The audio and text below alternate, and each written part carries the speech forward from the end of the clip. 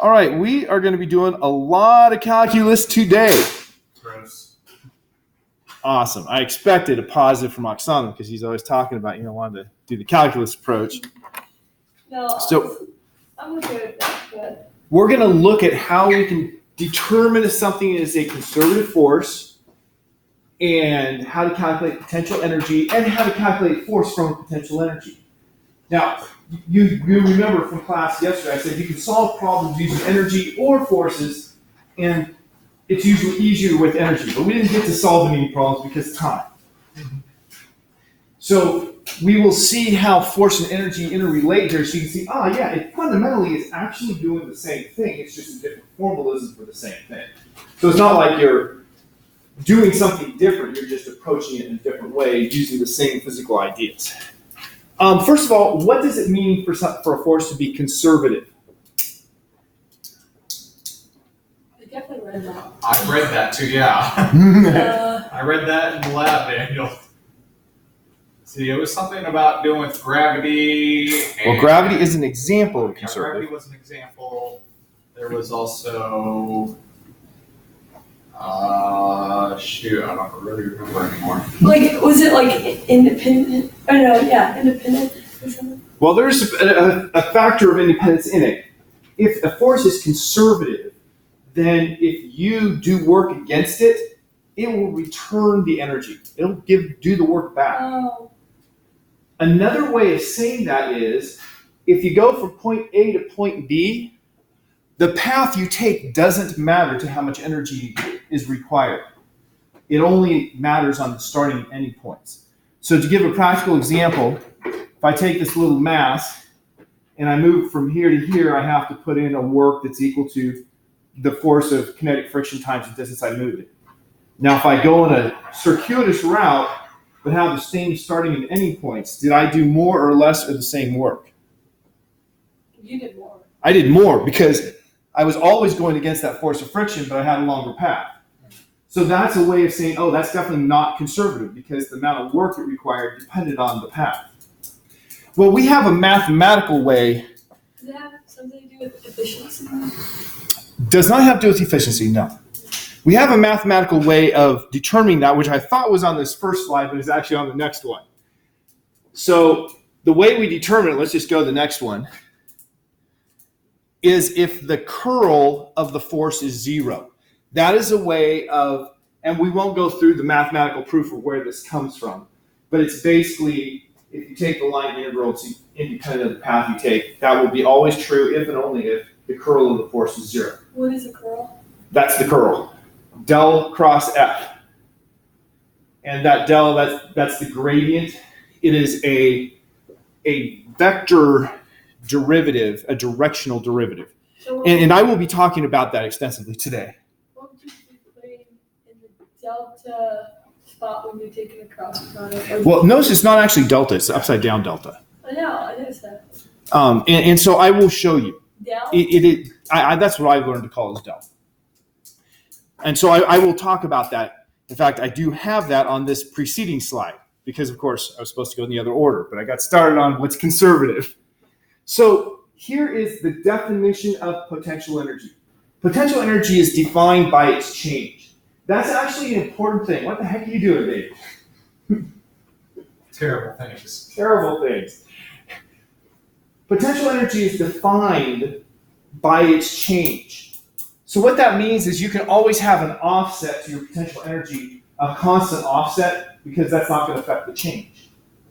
So, for instance, we talked in class and we said the potential energy due to gravity was mgh. Yeah. You can define your reference point for h wherever you like, because that's just a constant offset. As long as you use the same reference point for everything, it'll be fine. So work is force integrated with a dot product with a distance. So I put it here as a generic Cartesian means XYZ coordinates, three-dimensional case.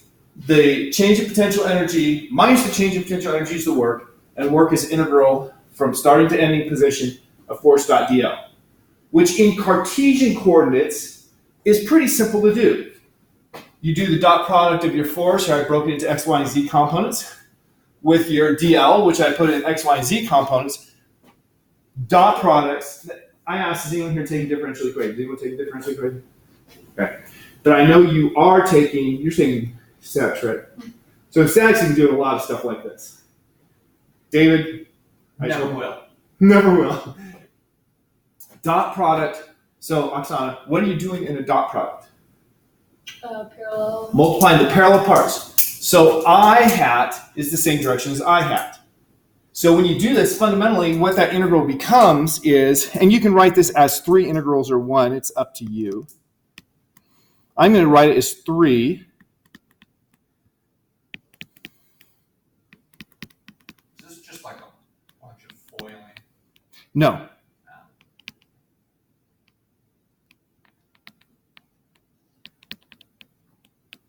I found that. Shouldn't that FB be FY? Yes. Thank you. So you can just write it like that as 3 separate integrals. That's really what it is. That's all it is, yeah.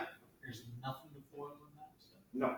And this one. Because you're doing the parallel parts. Oh, that's right. So the i's are parallel to i's. They're perpendicular to j and k, so that came out as zeros. Do we have to worry about the Z in this class? Because I thought we were only doing 2-dimensional stuff. Oh, we generally only do 2-dimensional stuff, but this is full and complete. And you could have a problem with full and complete. Okay. So that's how we calculate what the potential energy function is. And like I said, we're going to do a lot of math today. I have a question. Go ahead. So I don't really know what potential energy really means. Okay, so from class yesterday, I defined potential energy as the potential to do work because of position or configuration. Okay. And so here, the key is if you go from A to B, if there's work that was done, then since it's conservative, you only have potential energy for conservative forces. We can find And if that it's conservative, then it will give that energy back. And so we call it the potential energy because it can give it back. Like, I feel like I could follow these formulas, but I wouldn't really know What they mean or what the use No. was. Like when to use them. We will practice that. As soon as we get through, 2 more slides, we're just going to start doing problems. Third, because I did things out of order, was you can go the other direction.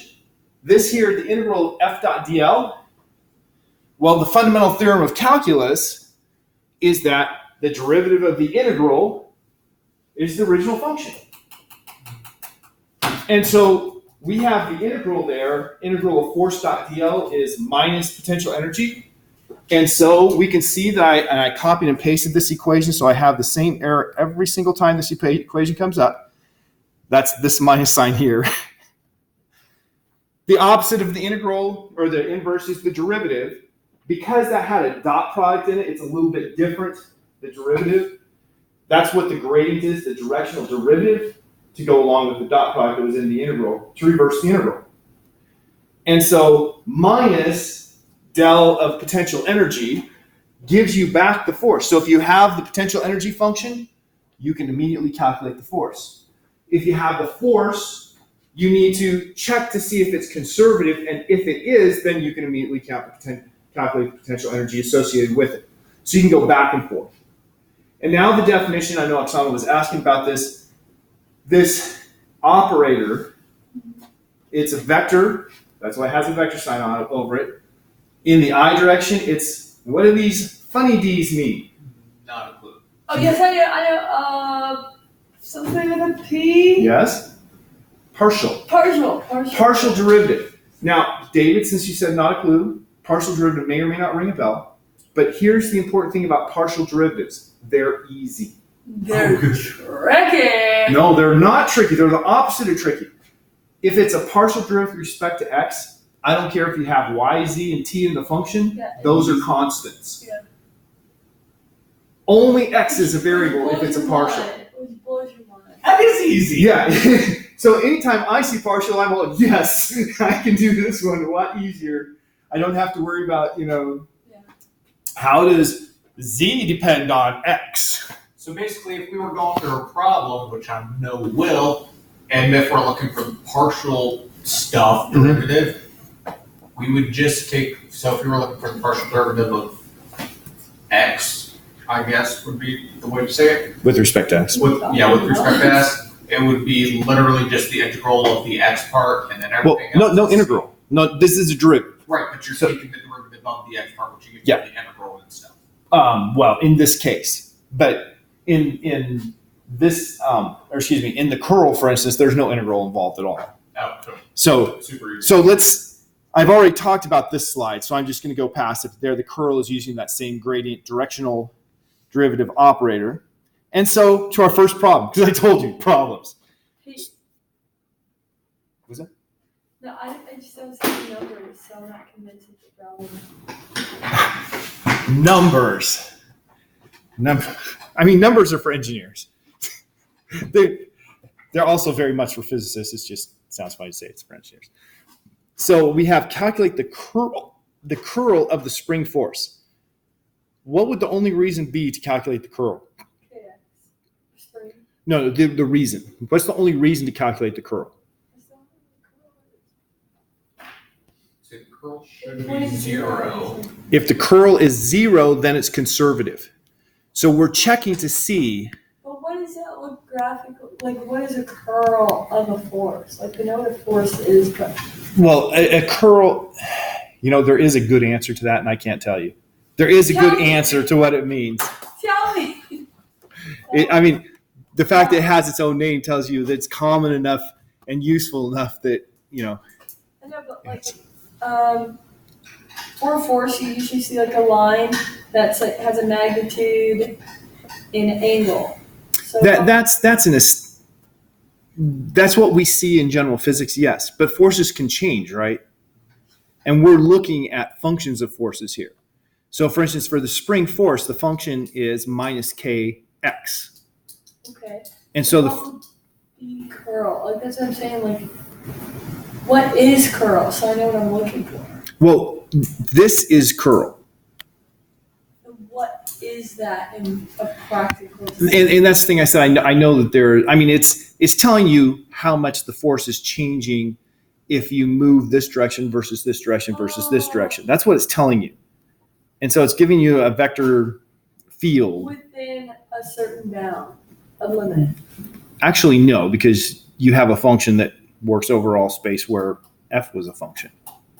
I think the way I'm thinking of it is basically like he was pushing that around in a circle. And so it was kind of curling around back to the beginning. So like it was 0 because he's going. Well, in that case there, the curl actually wouldn't have been 0. Why not? Because the force direction was changing as I moved it around depending on how I moved it. But when it yeah, whatever. You're saying that's not that important, so. Let's get into doing some problems because I think I can't answer the direct question you're asking because I haven't looked up the mathematical background of curl. And I think you'll start understanding things better by seeing applications. So if we take the curl of this force, here's del, right? And so I just do the cross product of that with F. How do you do cross products, friends? That's my thing. So you get component, IGK. I would just do the determinant. Yes, that's the way. Okay, so the first row in the determinant has your unit vectors. Then the second row is going to be the first item in the cross product. So which is the first item in our cross product? Negative.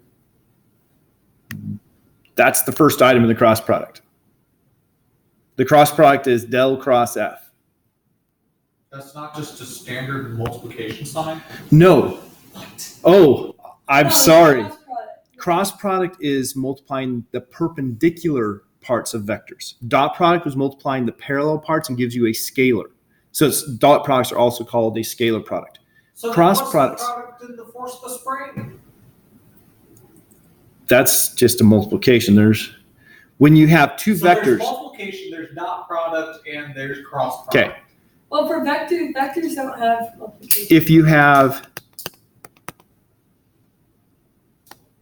this, that's a multiplication because there's no vector signs.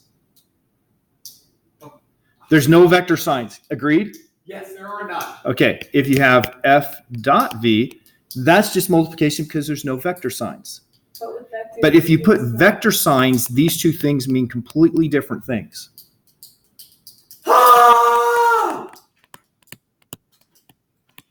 That's what you wanted to hear when you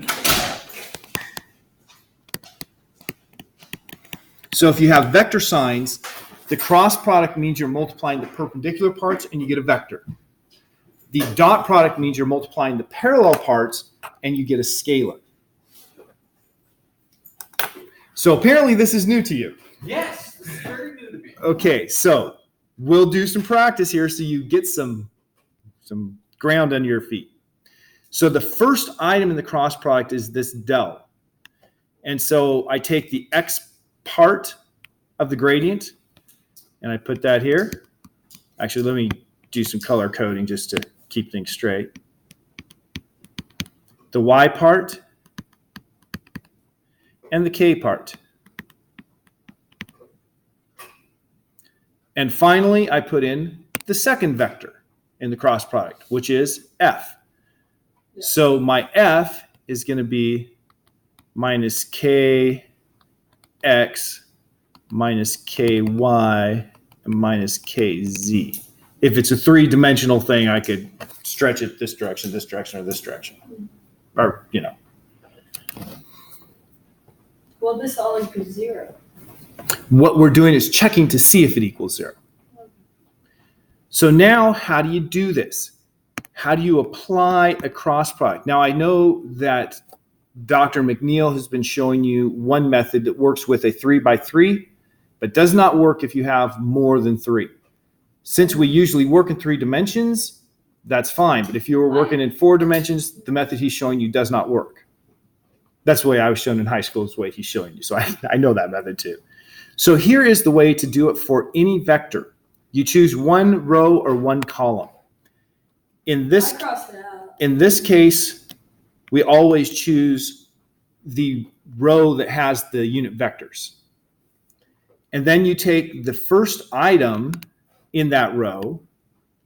So I'm going to take I hat, and then I multiply it by the determinant of its co-matrix. Determinant, that's not a crazy word. Co-matrix, the co-matrix is if you cross out, so I'm going to undo these. If you cross out the row and column of the element, then the co-matrix is what remains. So in this case, the co-matrix is the determinant of is d dy operating on minus kz. So that was this. Minus, and order is important when you have a derivative. Minus this. Right? When I was in grade school, they taught me going up. That's not right. Grade school, excuse me, high school. We didn't do this in grade school. So you do minus going the other way, d dz of minus ky. There's my I component. Okay, run through that again, please. Okay, so I did, notice my arrows here. Yes. So I did this operating on this. So that's d dy operating on minus k or kz. Okay. And then I take this operating on this. Right. And I have a minus for the second term. Right, because it's negative ky. No, a minus because it's the one that's going down to the left. A plus for the one that's going down to the right, a minus for the one that's going down to the left. So this minus is the minus because it's down to the left. This minus is because it's minus ky. Okay. And this... Okay, so basically you just cross out. So if you were doing the J, you would go the partial derivative of x down to negative kz. Oops, too much. And then the partial derivative of z down to negative kx if you were doing J. Okay, I'm going to do it. So we'll see if you're right. So that's my I component. So now I shift over to the second one. So the first one was the I, the second one is J, and here comes the crazy thing. Everyone knows the Levi-Civita symbol? The what? Yeah, didn't think so. What'd you say? The Levi-Civita symbol? No. That one? What does that mean? What that means is if these are all in a row, so if it's like, This is so- that's 1. If you permute it, so you change it by 1 in the order. So here I changed the 3 and the 2. It's equal to -1. And so we use the Levi-Civita symbol in doing this, but for our purposes, you're just going to alternate signs. So this was a plus I hat for the first term. Now it's going to be minus j hat for the second term. It's the way math works. I don't even know what this math is. We're getting practice then. Okay, now. Did you take Calc 3? No. So I we. don't need to, and I don't want to I don't want anymore. anymore. Okay, so remember our rules. For finding the determinant, we took the cofactor. We call these things that I have in my yellow highlight region the cofactors. And this, so in this case, it's the second cofactor, which is why it has the minus sign. Cross out the row and column it's in. I don't know why he does it the way he does. I think it's Well, harder though. The way he does it is, it's simple for 3x3. Yeah. Or for a 2x2 if you want to do it with 2x2. So now you were saying how we would do this. The partial delta x to the negative kz. Right. I think it would work for any square matrix. The way he does it. No. Only 3 or less dimensions. Okay, then what? And then the partial delta z to the negative kx. Right. Yeah.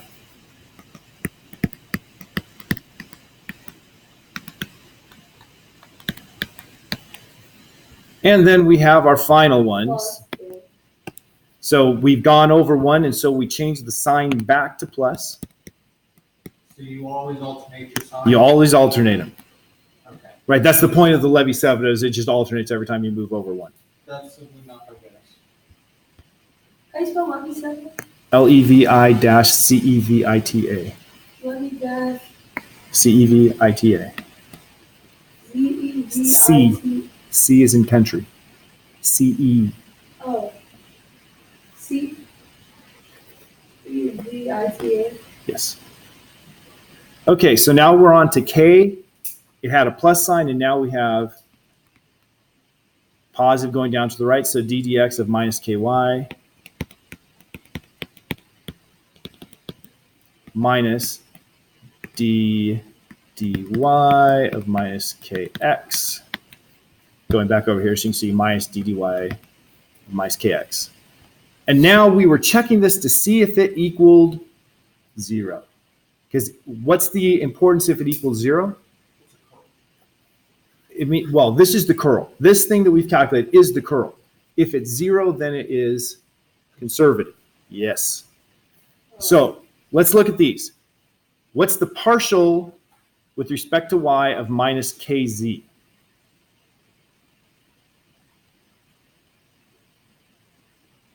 Remember, it's a partial.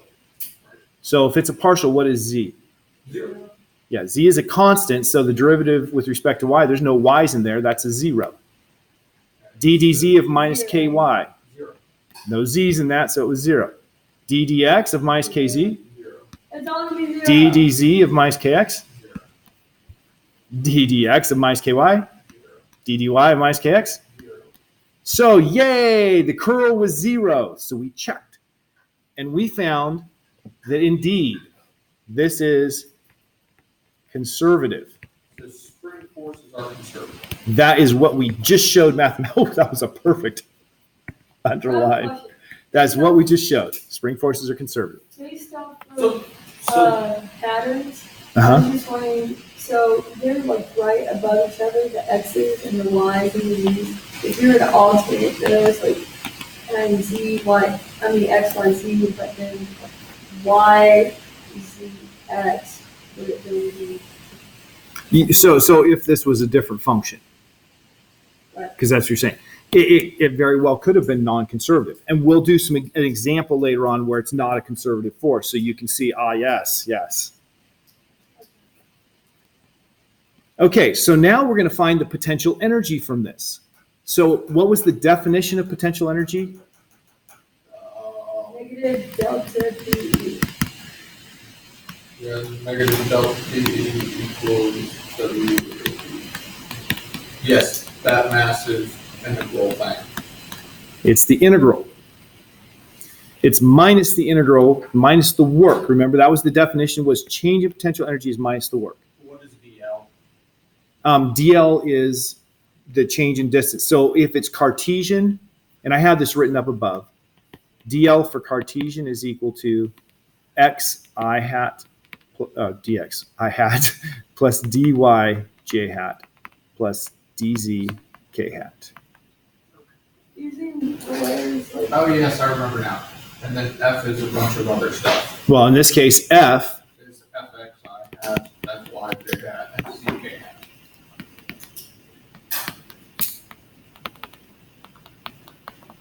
Oh, right, that's why. Gotcha. nice K and K hat, isn't it? Okay, so now we just do this integral. So this is equal to minus, can't forget that. And then we had integral from xa to xb of minus kx dx. Yes, I hat. Oh, wait, I put the minus twice. No, I didn't. No, I didn't. Right. Let me change color of one of them so we keep that clear, Wait, because how do you find DL? that's an easy mistake to make. DL was given up. DL was given right there. That's what DL is in Cartesian coordinates. DL is not some crazy function. It's, just what, how does it, that? in Cartesian, it's always that. Okay, so we have our first, and then our second one. And these have the same signs, like all positive and then the F is all negative, right? Why aren't we putting in the I hats, J hats, and other stuff? Because it's a dot product. So the dot product means I'm multiplying the x part with the x part. So I took this times this. Gotcha. And, so And the i's dropped out because I dot I is 1. Okay. I has a magnitude of 1 and a direction of whatever it is. Right. And you get a scalar, so magnitude of 1 times magnitude of 1 gives you. Why are they all negative? They're all negative because of this negative sign right there. And the negative kx. Well, they're going to turn out to be positive because we also have that.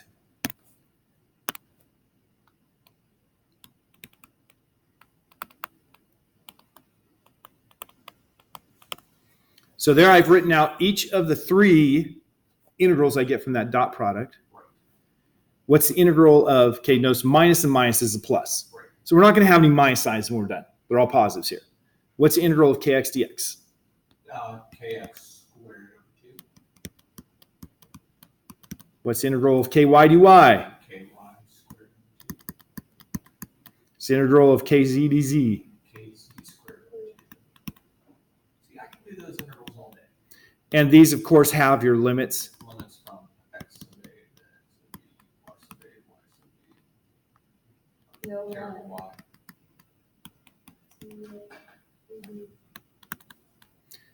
And I'm actually not going to worry about putting in the limits. We can all see how that goes. Do we don't always have, we don't have to find the limit. In this case, it's immaterial. What we can see is, now this is the change in potential energy. So this is potential energy B minus potential energy A. Well, that we're going to have, I'll do one limit. Kx B squared over 2 minus kx a squared over 2 plus dot, dot, dot, dot, dot is equal to potential energy B minus potential energy A. Well, it's very clear, just match up the B's. Why are these positive K values? Because we had a negative times a negative. Where's your pen? Okay, negative times the ups. That was supposed to have changed it from writing. Okay, but those are the two negatives that made it a positive. And so from this, we get a general rule that potential energy is equal to 1/2 kx squared. So potential energy B is 1/2 kxb squared. Potential energy A is 1/2 kxa squared. And you could have always put a plus any constant you want, which is why you can set the reference point for x wherever you like. Heh, I said that. You can't make the reference point for x wherever you like because that will introduce linear terms I forgot to say, right? Because if you have x minus x0, when you expand that, you have an offset. So with this one here, we always choose the reference point for x to be unstretched length. So we avoid that problem. Okay, so there's our first example. Now let's go to something more fun. Calculate the curl of the gravitational force. Now, what's different about this force compared to what we did before? Too much. Oh, you multiply by r. The biggest thing is that this is using a different set of coordinates. It's using spherical coordinates.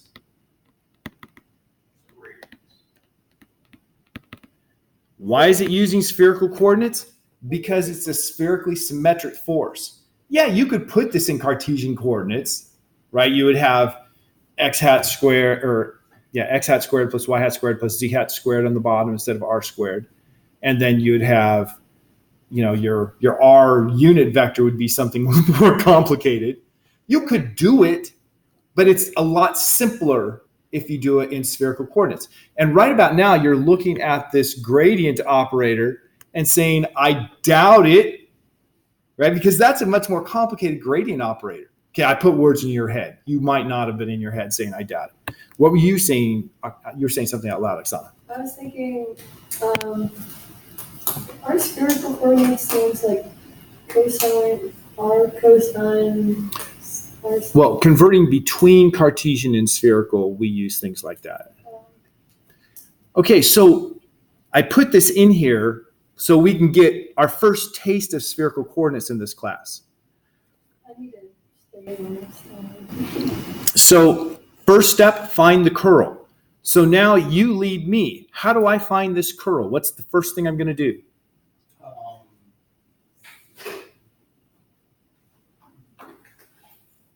Make your coordinate doohickey thing, your table thing. My determinant. That's what it's called.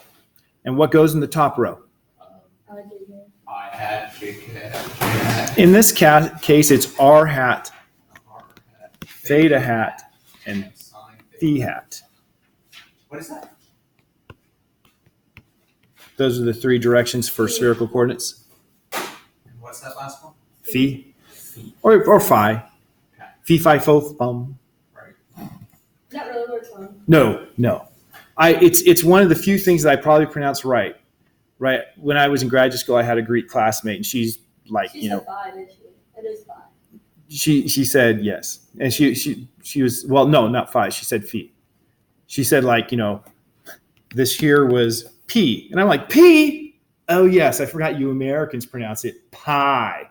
Wow, when I was learning it, that they said phi. Well, not Greeks. Okay, because his wife corrected me. Okay. So of course I say pi, which is incorrect, but I say phi, so got that going for me. All right, so we have that. What do we put next? Durable D. Delta. DX. Yeah, we put in the components of our del operator. Right. So the R component is DDR. So you call it D or partial D? It's partial. I still say the same thing if it's partial or regular. Okay. Then this one here is 1 over R dd theta. Thank you for making that easy. This one here is 1 over R sine theta Let's simplify dd before we phi. put in the table. There is no simplification. That's it. I mean, D and then R D theta. You don't have to have Yeah, you do. a break in there. You. There's no simplification over what I've just written. You cannot do D instead of putting a 1. You can't just put partial derivative over R partial theta. Like this is the only way. You have to have a break. Yes. Because it's not part of the derivative. Okay, what goes in the bottom row? That negative GM went into a brush. Notice that's all in the R direction, so it's going to be Z. I tried to change color, and apparently I missed. No, I didn't miss. You saw it. The blue pin was selected. He hate me.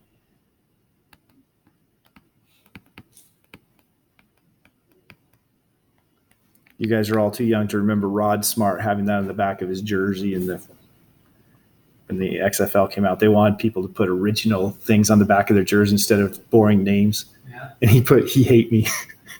You put what? He hate me. Hate me? He hate me. Um, Everybody's like, what? Anyhow, little culture. All right. So what do we get for our answer here?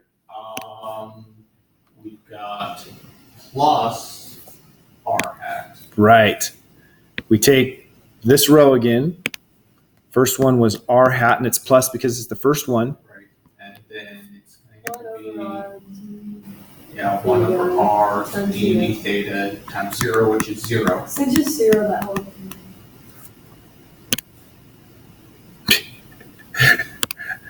I know. It's really annoying to write it out, but what if you're not comfortable with it yet? I mean, it's something times 0. How can we not be comfortable with that? Well, I mean, no, with the process. Yeah, so R sine theta dv I still don't understand phi. why you can't combine. Parentheses close. Minus theta hat.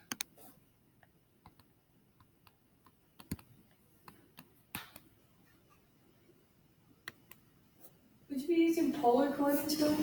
Well, it's spherical. Polar is 2-dimensional, spherical is 3-dimensional as far as I know. Okay, so what do we have for the theta hat component? Partial derivative R times 0. Another R sine theta,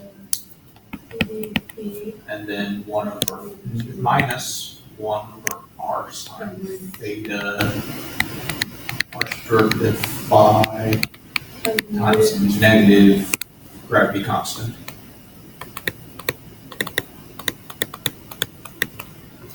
Whew. Plus, No, that's the end. no, it's not.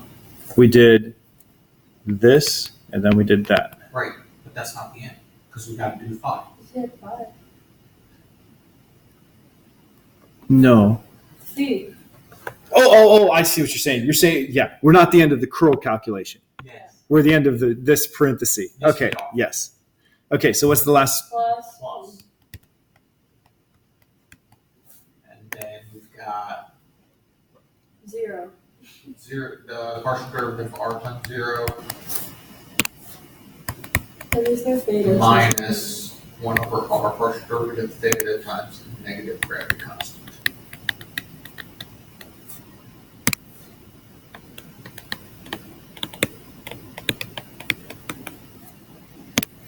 All right, now that was a lot more brutal just because it was more writing. But there were a bunch of zeros, and so as Oksana said, why don't we just put in 0? I went through the whole process to make sure we could follow through. From now on, if we have things that are zeros, I'm just going to put zeros, okay? So if we do this, of course, this term here is all 0, like we said. This one here, the first term is clearly 0. This one here, derivative with respect to phi, There's no theta. there's no phi. 0. So this whole thing is 0. This one here is clearly 0. Derivative with respect to theta, no theta. Aren't partial derivatives wonderful? Yes. I like them. Okay, so what do we see? Gravity is conservative. That's right. You've got that down. What do you think I'm going to What do you think I'm going to do next? Probably do the whole integration stuff. Yeah. Calculate the gravitational potential energy from this. And notice for spherical coordinates, dl is a different function. Right. Cartesian, it was the simple. Spherical, not so much. So let's. Oh, wait, I don't know. I just kind of want to hit that thing again. You were saying we couldn't combine those other ones. Not, like it was just multiplication. Well, this here is multiplied by this here. This here is not a fraction per se. This here is a derivative. So I can't combine a fraction with the derivative.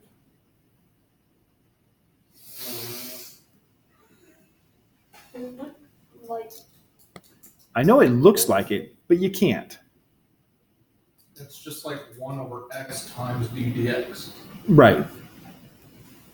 okay. Okay, so this one here is going to be a little more fun. Potential energy is equal to minus integral, and I would have from RA to R final of the R component of force of gravity, which is minus G M1 M2 over R squared, times the R component of DL, Plus, well, yeah, minus because of this, yeah. right. So plus minus the integral from theta A to theta B Which is of 0 r d theta. And I said I wasn't going to write these things out anymore. That's clearly 0, right? Integral of 0 is 0. Yeah. And then we have finally the integral from phi A to phi B of 0 times r sine theta d phi. So these last two are just zeros. I had to write them out because it's not doing the derivative. It's a different process. So the integral of that is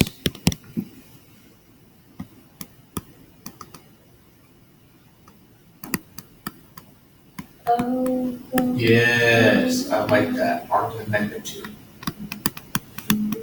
Oh, okay. I'll do that. Yeah, I find that easier.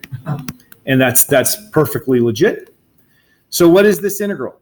That's going to be negative r, negative 1 over r.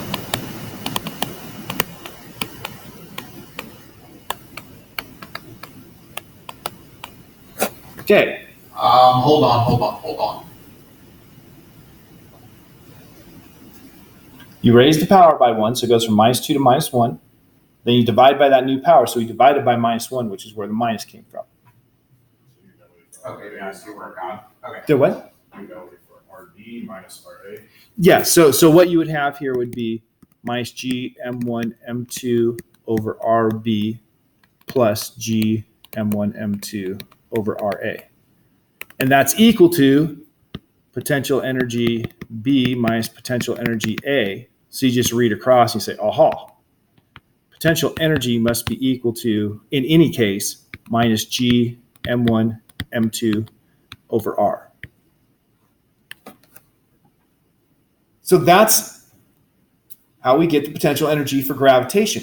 Now, if you are in the other class, if all you have at your disposal is algebra, you look and you say, well, work is equal to force dot delta x. And then you would say, well, minus G mass 1 mass 2 over R squared times delta x. And you know what people often say? Well, delta x is just R, and they cancel one of them, and it makes perfect sense. What? That's not right at all, right? Because delta x is how far it moved, not how far you are from this, the separation between the two. They're two completely different numbers. Right. So people in algebra-based classes look at this, and they often say, yeah, I can see exactly where that comes from. You don't need calculus. No, that's just a mistake. That's why we just give them the equation and say this is. That's right. That's why we just give them the equation. They don't have the tools. Now, I've been skipping over finding the forces. I can find the force from this potential energy function by saying, and remember, I have the sign wrong every time because I copied and pasted and I forgot the minus sign the first time, hence every time thereafter. So if I want to find my force vector,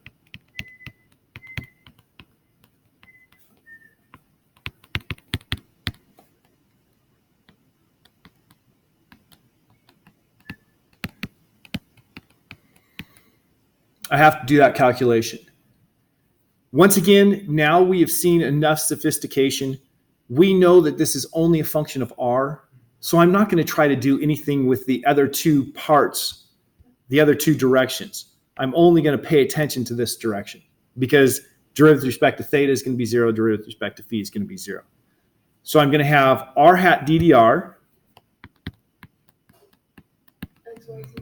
Wouldn't it be negative r hat ddr? Yes, thank you. That's this minus sign. Right. I appreciate being corrected on those mistakes because we get through class and then I realize it. See if you're out of confusion or something. Yeah. Okay, so we do the derivative. Obviously, we just did the integral and the derivative is the opposite. So we know it's going to get us back to where we started, but we're just checking. So the derivative with respect to r, that's r to the minus 1. You lower it, but you bring down the power. So you bring down the minus 1. So we have right now 2 minuses. So we're going to have 3 minuses. So we're going to have minus r hat times minus 1. There we go. G M1, M2. And then you lower the power by 1. So it goes from minus 1 to minus 2. So over r squared. And we have 3 minuses. So we'll just get rid of all but one of them. Sorry. Can you write out that derivative? Like, actually write out how you did it? Because don't you have to multiply by 2 somewhere or something?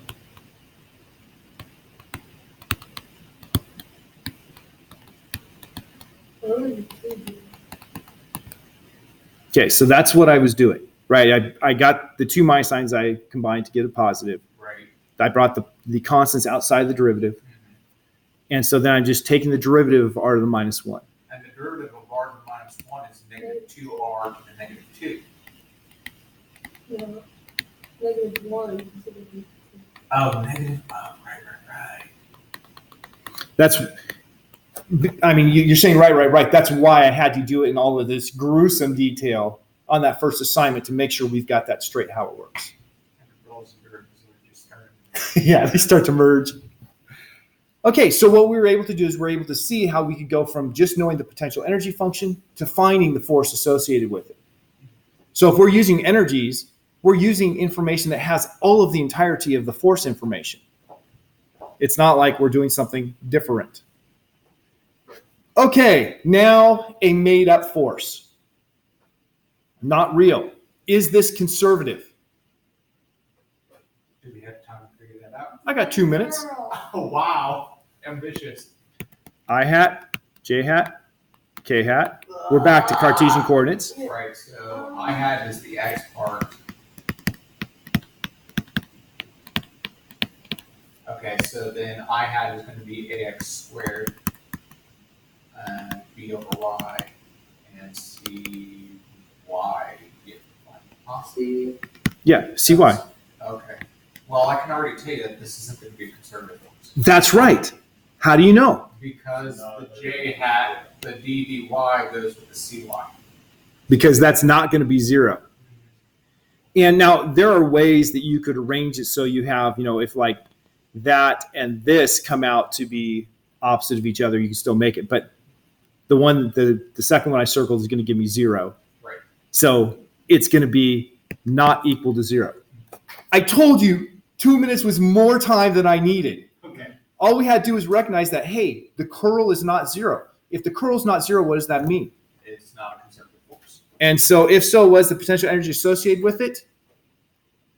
0. Does not exist. It does not exist. Right. Only potential energy if it's conservative. So here's the same function except I replaced that y with a z. Now it's conservative. If your x components only depend on x, your y components only depend on y, and your z components only depend on z, you know it's going to be conservative. There's no other way around it. Right. Okay, we're out of time. You probably learned a lot today, a lot more than David wanted to learn. Yes. Have a great day. When will I see you next? 2:30. Urban Air at 2:30. Oh, I thought it was 2. Well, 2 is when lab starts, but we have a reservation starting at 2:30. Right. Where's that Whitburn? You said it's That's on 70 yeah. normal. 70th and Van Dorn. It's just this side of Van Dorn. It's where I think it was the Ralphs used to be. Okay. 70 Ralphs. I